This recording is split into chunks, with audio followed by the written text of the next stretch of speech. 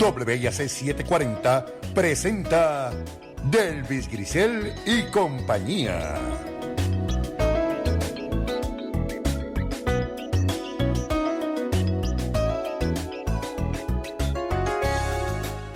Muy buenos días, soy Delvis Grisel Ortiz. Les doy la bienvenida a esta edición de Delvis Grisel y compañía. Hoy vamos a hablar sobre la salud pulmonar y les voy a decir por qué. Yo he tenido una experiencia en mi vida que fue muy severa y con mis pulmones, con una bronquitis aguda que tuve hace algunos años. Y esa experiencia con mis pulmones me hizo reflexionar y pensar que nosotros tenemos una serie de órganos en nuestro cuerpo, pero realmente nosotros ni le damos importancia, no nos educamos, ni nos educamos sobre ellos, ni tampoco entendemos cuántas cosas hacemos en el día a día que destruyen o afectan o impactan esos órganos que son vitales para nosotros. Un buen día, yo venía de Nueva York hacia acá. Yo me imagino que en el avión lo cogí en el avión, es lo que yo supongo, porque cuando llegué a Puerto Rico pues empecé a estar mal. El caso es que me pusieron en antibióticos, caminamos para aquí, hicimos para allá, o sea, y no, yo no mejoraba, hasta que sencillamente empeoré más. Y una mañana yo desperté en la madrugada, qué sé yo, serían 4 o 5 de la mañana, cuando yo caí sentada en la cama con una tos tan y tan severa que se me trancó la tráquea y me quedé sin respiración, de la severidad que era aquello. De los que me escuchan debe haber mucha gente que saben lo que es quedarse sin aire, pero aquellos que nunca se han quedado sin aire, yo les voy a decir que es la experiencia más horrorosa que se puede tener, que tú de momento no puedas respirar, no hay manera. Y de hecho, si mi hija no hubiera estado en mi casa, que yo fui y le tumbé la puerta a esa hora y ella vino y me puso la máquina de terapia respiratoria y pude tener un poco de aire hasta que me llevaron al hospital y pude llegar a la sala de emergencia. Así que a mí me preocupa mucho el asunto de que nosotros no tengamos la información que tenemos que tener para crear la conciencia, que es importante. Y por eso hoy, después les voy a decir, esto no es tan fácil, yo estoy celebrando porque llevo mucho tiempo tratando de traer a mi maravillosa neumóloga que se llama Dafne Delgado, que es una maravilla de ser humano y sobre todo de médico. O sea, ella es para mí lo mejor, y ella me salva a mí la vida todos los días hace muchos años, desde entonces, porque son muchos años los que han pasado desde este incidente. Y Dafne, además de ser mi neumóloga, también es la mamá de nuestra asistente de producción, Adriana Amy Delgado, que está enfermita por el momento, pero que sé que nos está escuchando y le mandamos un beso y un abrazo. Y Dafne es la presidenta de la Sociedad Puertorriqueña de Neumología, así que está bien, pero que bien a cargo de los pulmones puertorriqueños. Buenos días, Dafne, gracias por estar aquí. Buenos días, Delvis, gracias por esas palabras tan bonitas, me hace sentir súper bien, qué bueno que te sientas así. Bueno, y la cosa es que quiero aclarar que no es que ella no quisiera venir porque no quería venir, punto. No, es que ustedes no tienen idea de la cantidad de trabajo y de cómo es la cosa después de la pandemia en términos de la situación pulmonar de los puertorriqueños y las puertorriqueñas. Y entonces yo dije, no, Dafne, tienes que venir para que nos eduques, para que la gente sepa realmente de qué se trata y cuáles son los retos que estamos teniendo ahora, que son muy distintos a los de hace 10 años atrás en términos de la función pulmonar. Y me gustaría que empezáramos hablando de lo que es el pulmón y las funciones que tiene. Pues mira, cuando yo empecé a estudiar medicina, todo el mundo me pregunta, ¿por qué te hiciste neumóloga? Es que el pulmón es un órgano tan especial porque muchas veces por problemas pulmonares encontramos otras enfermedades que no tienen que ver en el pulmón. Así que no solamente tenemos el pulmón haciendo su trabajo para ventilar y oxigenar, de lo que vamos a hablar ahorita, pero el pulmón recibe insultos de otras condiciones médicas. Así es que cuando uno encuentra una patología pulmonar, no solamente pensamos en la patología del pulmón per se, pero esta patología puede estar asociada a otra enfermedad que se está manifestando en los pulmones. Así es que no... ¿Cómo cuáles, por ejemplo? Hay muchas, mira. Empezamos con las enfermedades reumatológicas. artritis reumatoidea, lupus, por ejemplo, escleroderma, por ejemplo, que son de las más comunes, tienen un impacto significativo en el pulmón. Pueden manifestarse con fibrosis pulmonar. Puede aparecer efusiones pleurales, que eso es líquido en el espacio pleural por inflamación de la pleura. Puede aparecer con nódulos pulmonares. Enfermedades como vasculitis, como Wegener's, por ejemplo, puede aparecer con nódulos y cavidades en el pulmón. Así nosotros hemos diagnosticado muchas enfermedades que aparecen en el pulmón antes de que sean obvias, de que, mira, sí, esto es una vasculitis y esto es lo que tiene el paciente. Así es que por eso me encanta el sistema respiratorio y el pulmón.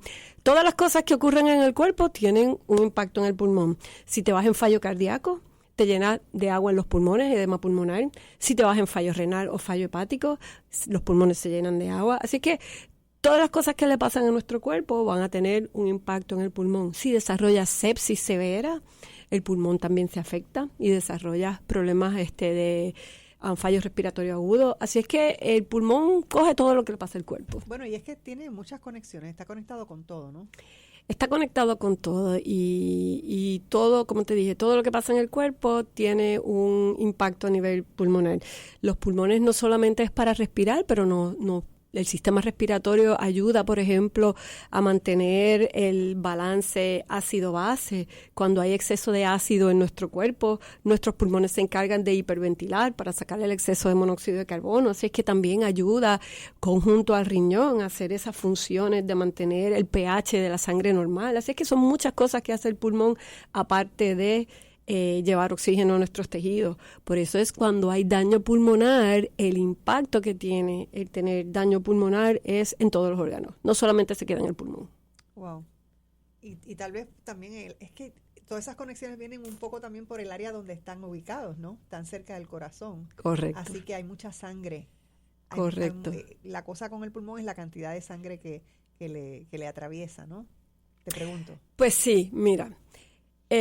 Para coger una clase de respiratorio 101, como dicen por ahí, ¿cómo funciona esto? ¿Ve? ¿Cómo nosotros respiramos?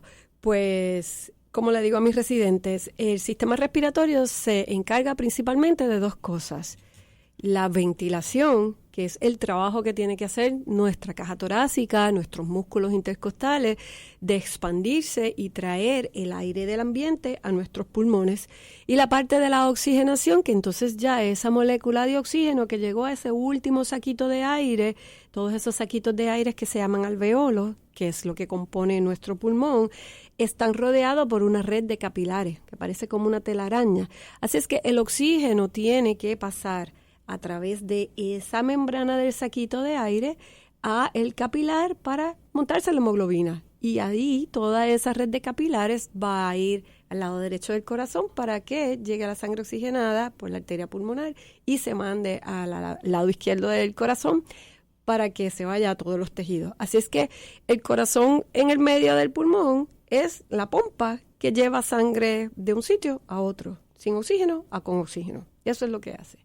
Así que todo nuestro pulmón está rodeado no solamente de vasos sanguíneos, pero también hay el sistema linfático. Así es que el sistema linfático se encarga de sacar el exceso de líquido que se forma en el pulmón y se va por la linfa también.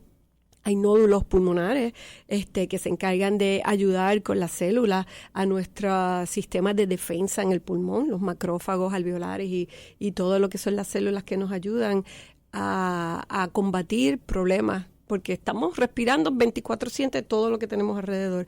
Así es que esto es un super filtro que tenemos, que está con nosotros desde que nacemos hasta que morimos. Sí, y no le damos ninguna importancia, tal vez porque es que no hace mucho ruido el pulmón.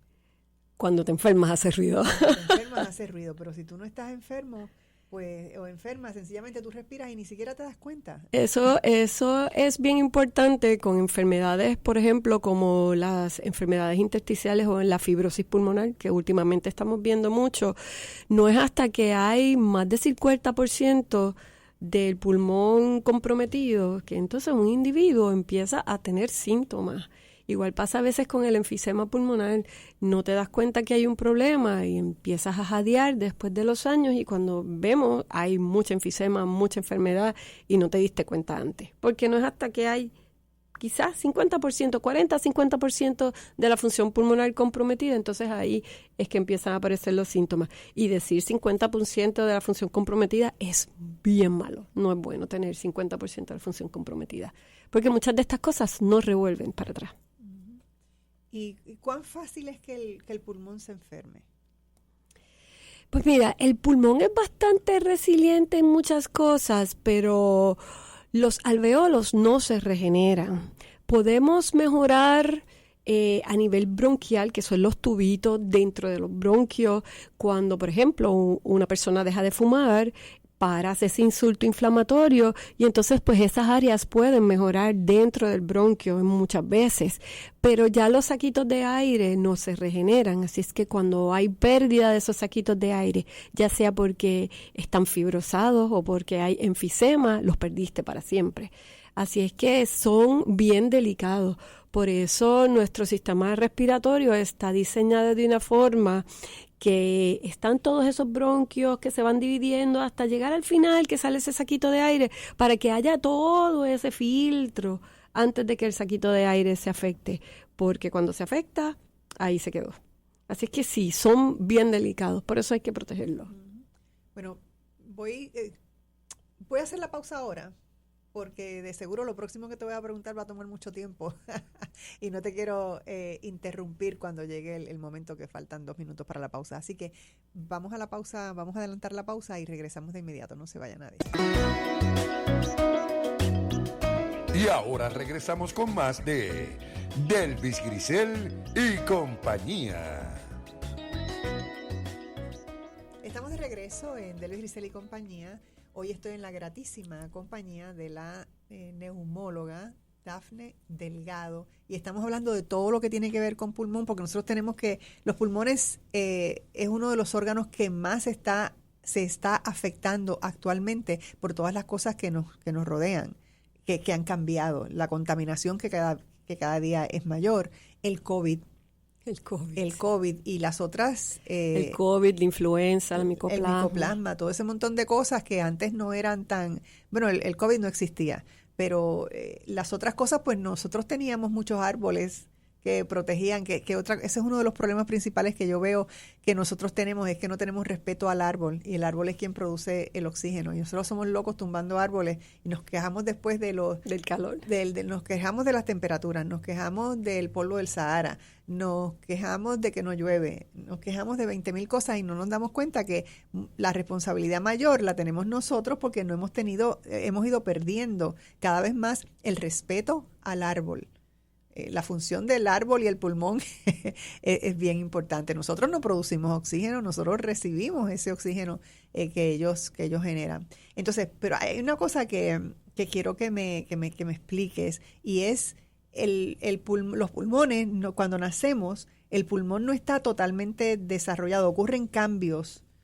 Mientras vamos creciendo y el bebé va creciendo, el pulmón va creciendo también. Cuando nace, ¿por eso es importante que llore, o los bebés no hay que hacerlos llorar cuando nacen? Bueno, es importante que llore por varias razones, no solamente por el pulmón, pero el aumento en la presión de oxígeno cuando el bebé respira esa primera vez por sí solo es lo que ayuda a cerrar el foramen ovale, que es un huequito que hay en una de las paredes del corazón, porque cuando estamos en la barriga, pues no estamos respirando aire, así es que la sangre pasa directa de una cámara del lado derecho al lado izquierdo por ese foramen ovale, pero eso hay que cerrarlo para que entonces ocurra lo que normalmente ocurre en la función cardíaca, y eso ocurre cuando cogemos esa respiración y esa presión parcial de oxígeno aumenta, hace que ese foramen ovale, ese rotito cierre para que entonces el sistema respiratorio pueda pasar de ese lado derecho al lado izquierdo sin que se mezcle la sangre, porque entonces eso sería un problema. Uh-huh. Ahí cuando hay bebés que ese foramen ovale no se cierra,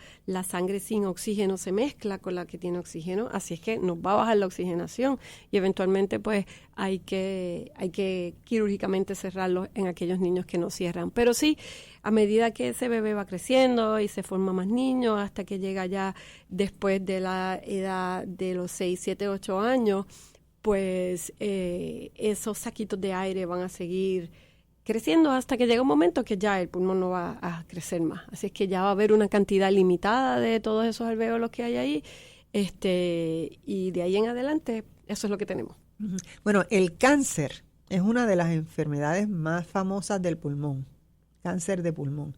Es una cosa, de hecho, es lo que trae un poco el tema de saber que tenemos pulmones y de hablar de ellos por la cantidad de cáncer pulmonar que tenemos hace muchísimas décadas. ¿Por qué se enferma con facilidad el pulmón con cáncer? Como para que haya tanta gente, ¿no? En parte, ¿Es solo por el sí. cigarrillo? No es solo por el cigarrillo. En parte hay varios factores. Están los factores genéticos, hay factores familiares, hay familias que pues cáncer en el abuelo, en el papá, en el hijo, así es que hay un factor genético que puede influenciar. Están los factores ambientales y la exposición a tóxicos. Obviamente el cigarrillo está asociado en una tercera parte de los cánceres de pulmón, pero tenemos cánceres de pulmón en 20% de personas no fumadoras. Así es que hay un sinfín de cosas que puede estar asociado al cáncer de pulmón. Y el problema de esto es que dentro de nuestro pulmón nosotros no tenemos terminales nerviosos que lleven sensación de dolor.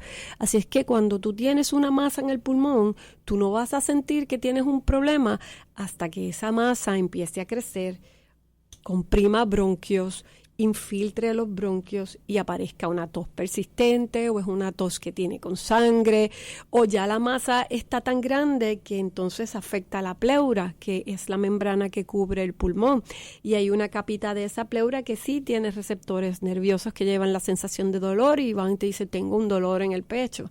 Así es que uno puede tener una masa en el pulmón sin saber que la tiene. Y eso O sea, que los pulmones no son unos órganos que duelan mucho. Eso es una de las desventajas que nosotros tenemos porque no tenemos pruebas de cernimientos para toda la población en general para decir, bueno, voy a hacer como el Papa Nicolau, por ejemplo, o la mamografía o la prueba del PSA para entonces descubrir si tengo un cáncer de pulmón a tiempo. La gran mayoría de las veces cuando lo descubro ya está en un estado bastante avanzado. Y si eso es tan frágil, ¿por qué entonces no hay una prueba?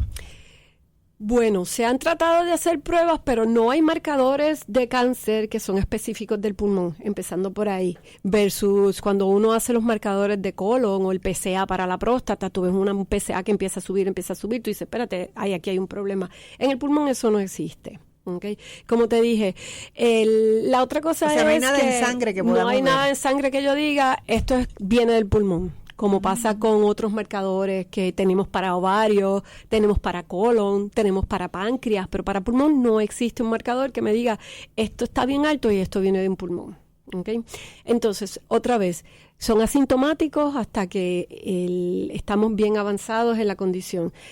Y donde tenemos algo de cernimiento que nos ha ayudado por un tiempo es para pacientes fumadores. Entonces nos quedamos con el resto de la población no fumadora, no hay estudios de cernimiento que nos ayuden con esos pacientes.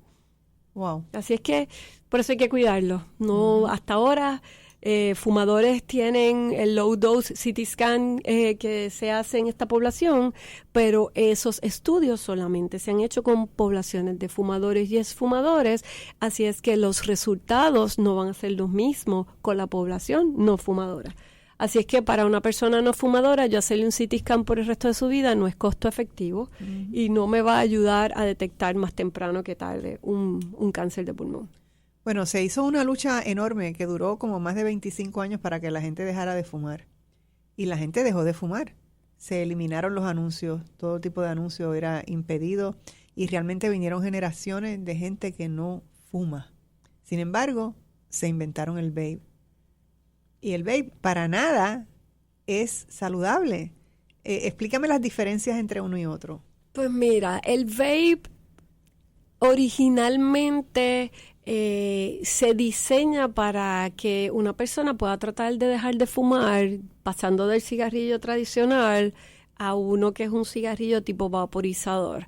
Con los años eso se ha sofisticado y tenemos vapes que no parecen ni cigarrillo, parecen pendrive.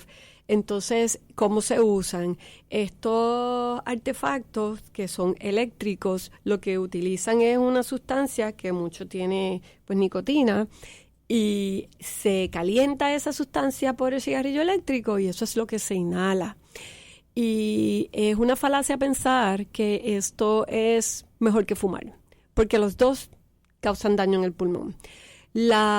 Los químicos que se usan en estos vapes tienen compuestos que son altamente irritantes para los alveolos y tienen compuestos carcinógenos también. Entonces los endulzan y le ponen sabores y así atrapan sobre todo a poblaciones más jóvenes de adolescentes y haciéndoles pensar que esto es inocuo y es todo lo contrario.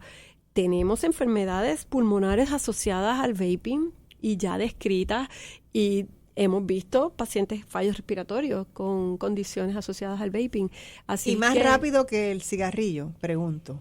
En muchas instancias sí. ¿Por qué? Porque la forma porque hay que de fumarse fumar, una cantidad de cigarrillos para que te dé un cáncer pulmonar. Sí, claro. Ahora, el vape puede ser, vamos a suponer que tú dices tantos meses, tantos años. Porque lo pero que va a pasar me con suele el que vape, es como más rápido. Sí, lo que va a pasar con el vape no es necesariamente que te va a dar cáncer con el vape, pero te puede dar el síndrome el fallo respiratorio agudo asociado a estos químicos irritantes con el vaping. Y ocurre más rápido que con el cigarrillo. Ocurre más rápido con el cigarrillo. Entonces, la otra porque cosa es más irritante. Sí, es más irritante. La otra cosa es que muchas de estas sustancias que se usan con los vapes, algunos no están controlados, tú no sabes lo que tienen ahí adentro, sobre todo aquellos que tienen cannabis, tú no sabes qué le echan a esto que tú estás inhalando a tus pulmones. Y entonces hubo un boom hace unos cuantos años, me acuerdo que justo antes de empezar la pandemia hubo un boom de adolescentes desarrollando fallos respiratorios y complicaciones asociadas al vaping, porque entonces se regó la voz y todo el mundo va a vapear y entonces vamos a usar el cannabis con el vape y en muchos sitios que se encargan de vender esto no están controlados. Esto no es algo que muchas agencias controlan, así es que no sabes lo que te está inhalando el pulmón. Uh-huh. Wow, me quedo un poco en shock. Otra cosa que es malísima para el pulmón es el asma. Eso es otra, cáncer y asma son torturas para dos cosas que son torturantes, ¿no? Y que tienen que ver con los pulmones. Uh-huh. ¿Qué cosa es el asma? Asma se le llama a la inflamación crónica de las vías respiratorias, de los bronquios, de los tubitos. Asma no es en los alveolos, sino en los bronquios. ¿Qué pasa en el bronquio de un asmático? Ese bronquio, imagínate un tubo de PVC que por dentro se va hinchando. Se reduce. Esos bronquios están rodeados de músculos, como si fuera un rubber band. Y cuando hay un proceso inflamatorio, ese músculo se contrae, lo que a la gente le dice el broncoespasmo, y en vez de respirar por un orificio bien grande, ahora está respirando por un sorbetito. Y entonces por eso la gente se queda corta de aire. Así que asma es inflamación de los bronquios. ¿Por qué le da tanto a los niños?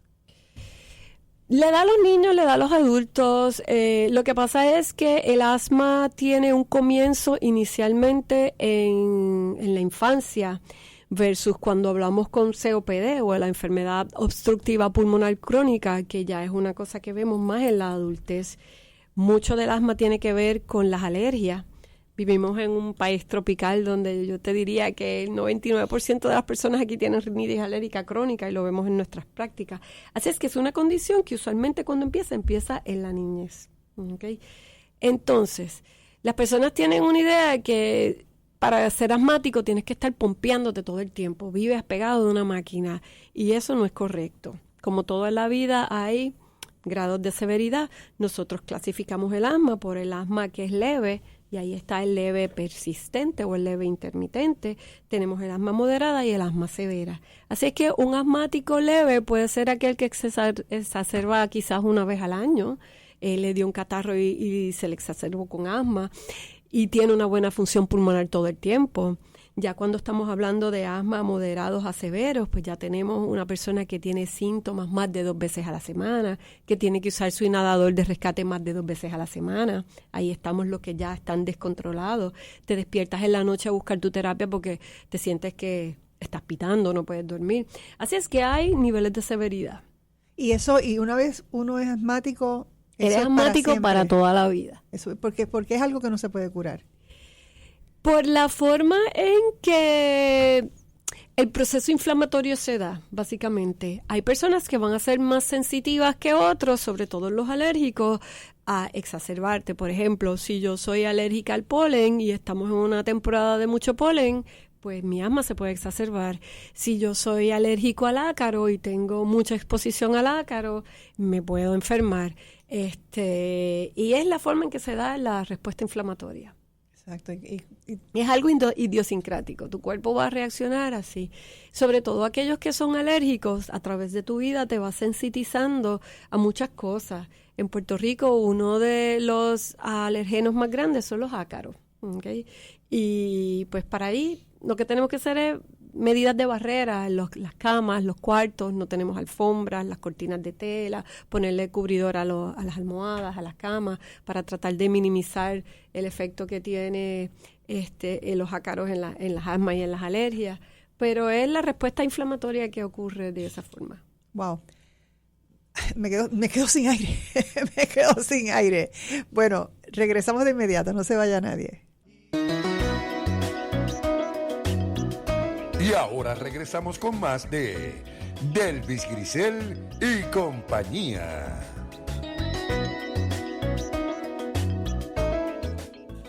Estamos de regreso en Delvis Grisel y compañía y continúo esta fascinante conversación con la doctora Dafne Delgado. Estamos hablando sobre la salud pulmonar. Tengo la curiosidad de saber cómo impacta una buena o una mala alimentación el pulmón. ¿Tiene algo que ver? ¿Le ayuda? ¿Le quita? ¿Cosas que tengamos que estar pendientes? Pues mira, siempre tiene algo que ver porque una buena alimentación es importante para todo el cuerpo, no solamente para el pulmón.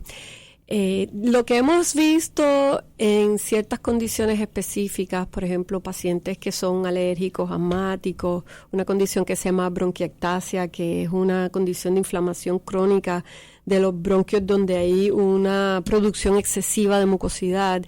Estos pacientes reportan que el consumo de lácteos les puede exacerbar la flema.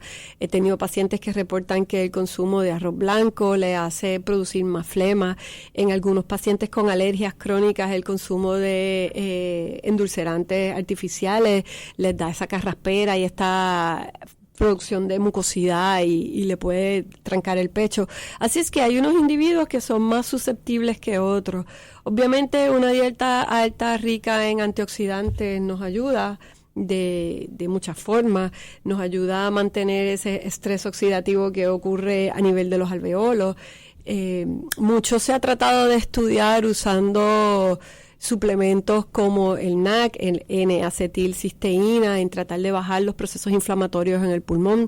Ahí no hay nada escrito en piedra y no hay nada escrito en estudios. Algunos estudios nos dicen que ayuda, otros no son totalmente concluyentes, pero la dieta balanceada, alta en antioxidantes, siempre es una dieta saludable para todos. La papaya es importantísima. Todo ¿verdad? lo que tiene color, las papayas, los blueberries, los strawberries, el raspberry, los pimientos morrones, como te decía, todo lo que tiene color, todo lo que es las vegetales con mucho verde, espinacas, arúgula.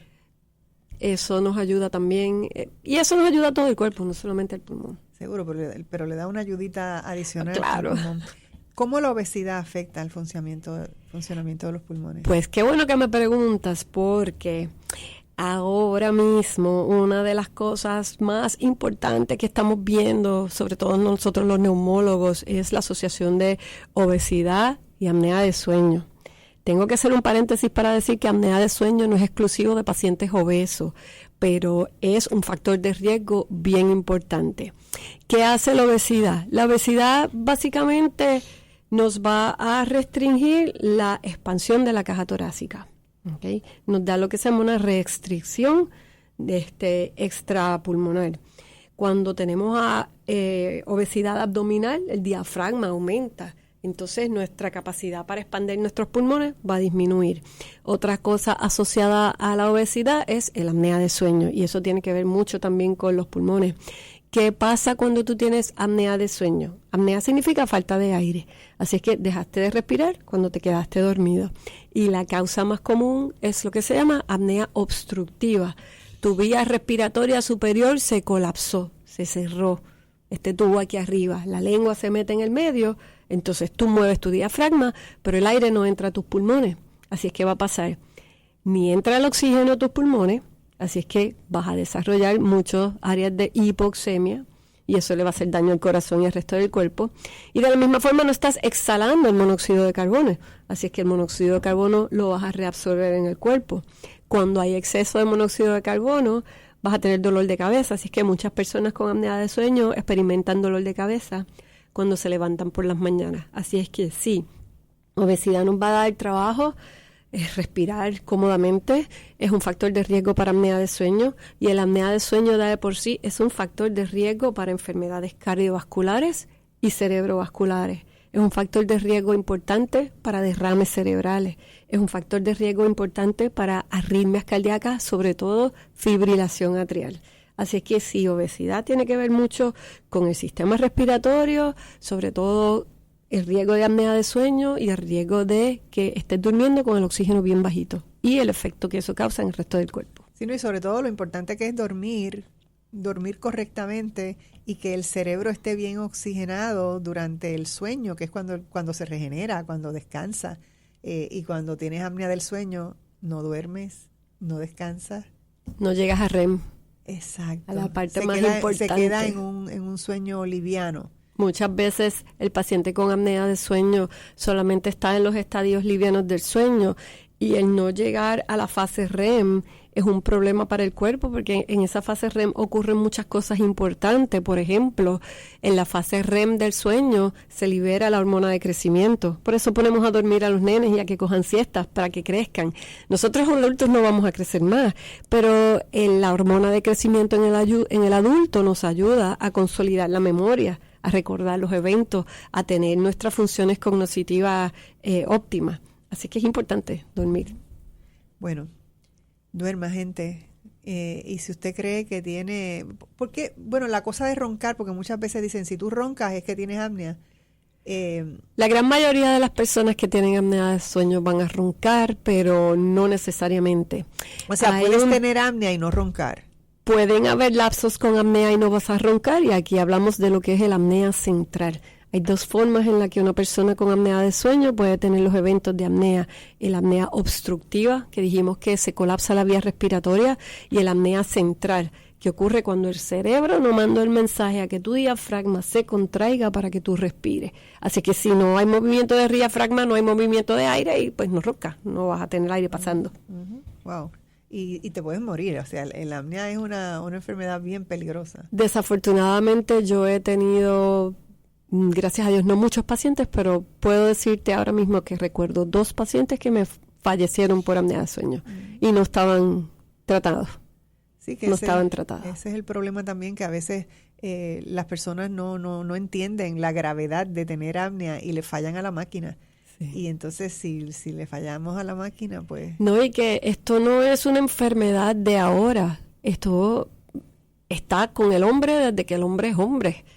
Pero la tecnología es tan moderna hoy en día que nos ha ayudado a poder hacer mejores diagnósticos, poder identificarlos mejor y poder tratarlos mejor. Bueno, vino la pandemia. Ya hemos hecho la historia de lo que son los pulmones, de lo que son los cigarrillos, de lo que es el vape, de lo que es el asma, todas estas cosas que afectan y que son muy conocidas. Pero entonces llegó la pandemia, y la pandemia, entonces sí que el COVID hizo cosas nuevas y cambió todo el panorama de lo que es la enfermedad pulmonar, y la ha complicado como al 300%. Sí. Cuéntame eso.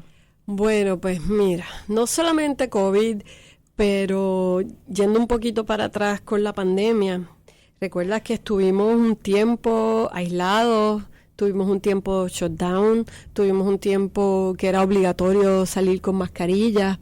Así es que tuvimos bastante tiempo que nuestro sistema inmunológico de repente no estaba expuesto a los patógenos de nuestro ambiente, que de esa forma es que nosotros desarrollamos anticuerpos.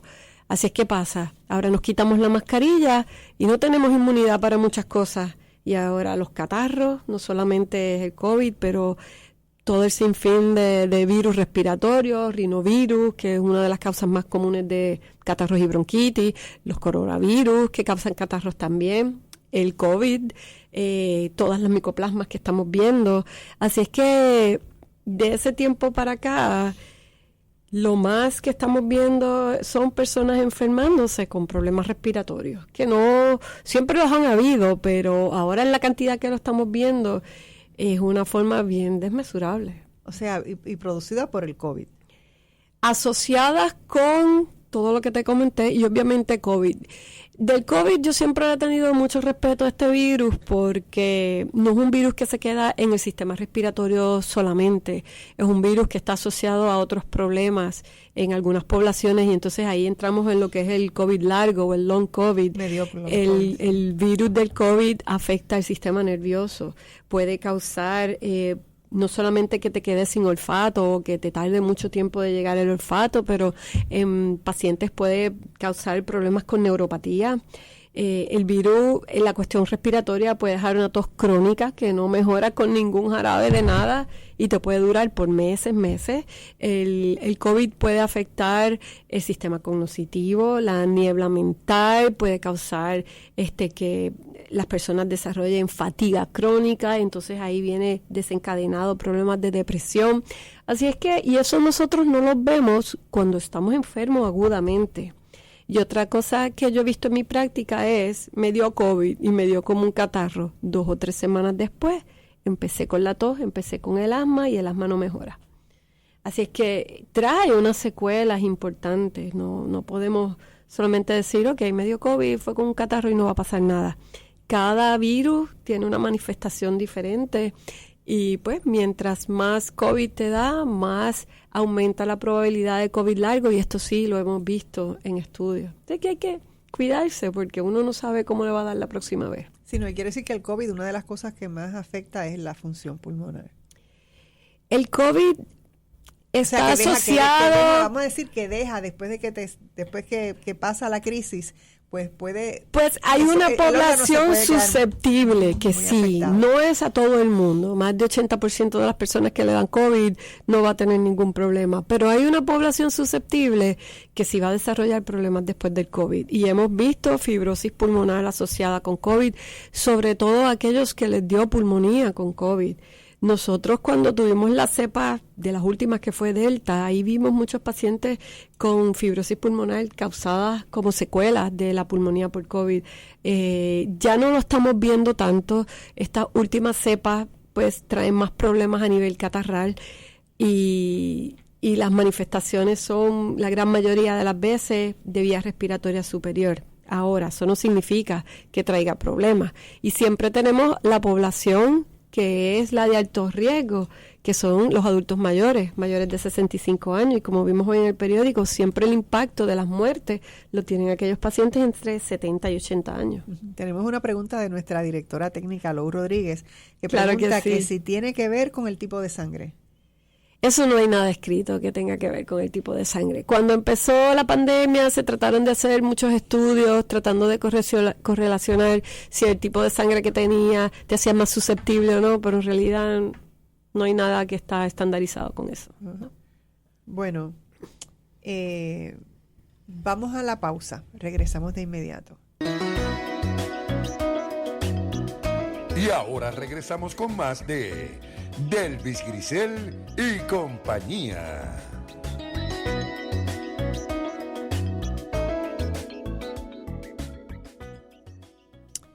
Estamos de regreso en Delvis Grisel y compañía. Ya estamos en el último segmento de este programa. Le envío un saludo a José Knox, que nos está escuchando a través del Facebook Live. Y hay una pregunta que me la está enviando nuestra asistente de producción, que está enfermita pero trabajando desde su casa. Tengo una pregunta para la doctora. A mí me dio COVID tres veces y es bien probable que tengo COVID ahora mismo. ¿Eso significa que a mí me va a dar COVID long term? No necesariamente. Pero obviamente mientras más uno le da COVID en la vida, pues puede aumentar la probabilidad de que tenga long COVID. Eso no quiere decir que te va a dar COVID largo, pero sí aumenta las probabilidades. Sí, ¿no? Y que es que la cosa con el COVID largo no es tanto la enfermedad como tal, sino la secuela. Exacto. Lo largo es la secuela de ese cansancio. El cansancio, la tos crónica, la fatiga. La mente perdida. me da trabajo concentrarme. Yo tuve long COVID y es una pesadilla. Realmente es una pesadilla. Y cuando los pacientes que desarrollan long COVID severos, pues ya esto envuelve de un tratamiento que tiene que ver no solamente con su neumólogo, pero ahí envolvemos el psicólogo, el psiquiatra, otros educadores en la salud para que los pacientes puedan sobrepasar este evento y puedan hacer una vida productiva.